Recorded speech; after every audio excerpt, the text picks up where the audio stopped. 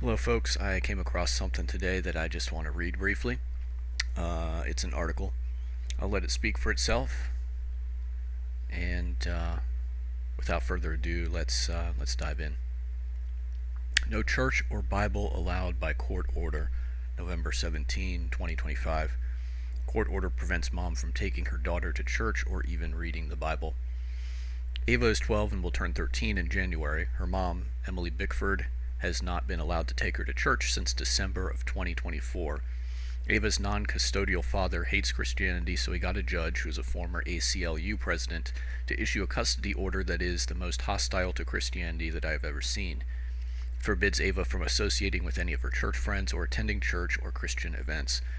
The custody order even prevents Ava from studying the Bible, religious philosophy, or discussing her faith with her own mother. No Christmas events are allowed for Ava either. Matt Bradeen never married Emily after she became pregnant over a dozen years ago. The relationship ended before Ava was even born. Emily had primary custody of Ava, and Matt had visitation rights. Ava and Emily had been attending Calvary Chapel, an evangelical Christian church in Portland, Maine, for 3.5 years. Ava informed her father last year that she was excited to be baptized.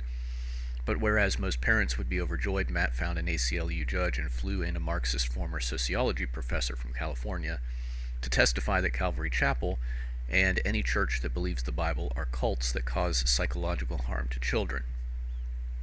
The judge found that Emily is a fit parent except for the fact that she is a Christian. The judge mocked Ava and Emily's faith by purposefully refusing to capitalize the word God, something I've never seen. The judge even chastised Emily for allowing the church pastor to pray for Ava, and the judge ruled that Emily cannot take Ava to any church unless Matt approves, and Matt has steadfastly refused to approve any church. But it gets worse. The order is so broad that Ava cannot associate with any of her church friends or any member of Calvary Chapel, Portland. If Ava meets a new friend outside of Calvary and that person begins attending Calvary, Ava must cut ties with that friend. Ava cannot attend any Christmas, Easter, or any other Christian event or celebration at any church, including any wedding, funeral, or even hospital visits with anyone associated with Calvary Chapel. Ava cannot have any contact or participation with any religious organization, which would include Salvation Army or a food bank, homeless shelter, or crisis pregnancy center. Ava cannot read the Bible or religious literature or be exposed to any religious philosophy. Matt Bradeen is even using the court's custody order to insist that Emily cannot read the Bible or teach Ava anything about the Christian faith. I wish this were not real, but sadly it is. Ava wants to attend church and be with her Sunday school friends, but this custody order has completely cut her off from Calvary and her friends and from growing her Christian faith. This has been devastatingly heart-wrenching for both Emily and Ava. This has been going on since December 2024. Last Thursday, I presented oral arguments before the Maine Supreme Court to overturn this outrageous custody order. The majority of justices said the order is hostile toward religion, that it used a nuclear option by taking all decision-making away from an unquestionably fit parent regarding the religious upbringing of her daughter. We now await the Maine Supreme Court's decision. We need your direct financial support to defend folks like Emily and Ava. Please pray that the Maine Supreme Court will see this custody order for what it truly is, unconstitutional religious discrimination, and give Emily and Ava the right to return to church. Whoever causes one of these little ones who believe in me to stumble, it would be better for him to have a heavy millstone hung around his neck and to be drowned in the depth of the sea. Matthew 18:6. Matt Staver, founder and chairman, Liberty Counsel. So I don't know if this is a real thing or not, but it certainly seems that way, and this organization, Liberty Counsel, is putting this out. Obviously, this is a very extreme overreach, and there's this principle that we talk about, and really it's not encapsulated in law anywhere, and that's the idea of separation of church and state.